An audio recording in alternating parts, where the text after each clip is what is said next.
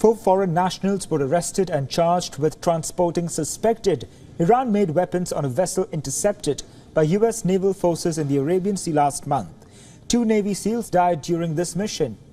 The complaint, unsealed in U.S. District Court, alleges that the 4 were transporting suspected Iranian-made missile parts for the type of weapons used by the Houthis. Now, all 4 were carrying Pakistani identification cards.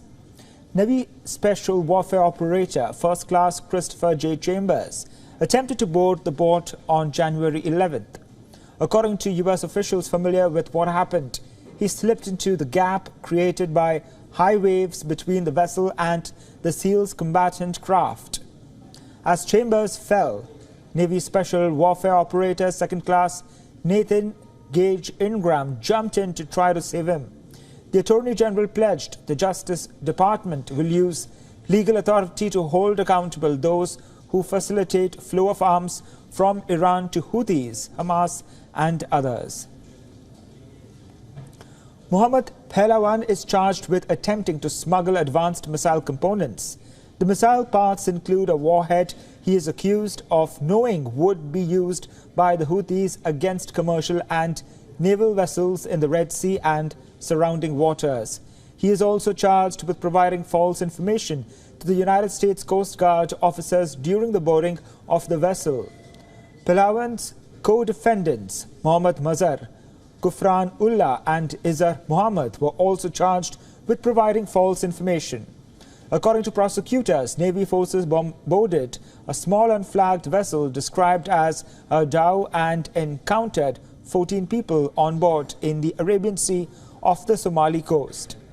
Navy forces searched the dhow and found what prosecutors say were Iranian-made arms, including parts for medium-range ballistic missiles and anti-ship cruise missiles. All 14 sailors on board were brought onto the USS Lewis B. Puller after Navy forces determined the boat was not seaworthy. They were then brought back to Virginia, where criminal charges were filed against the 4 and material witness warrants were filed against the other 10.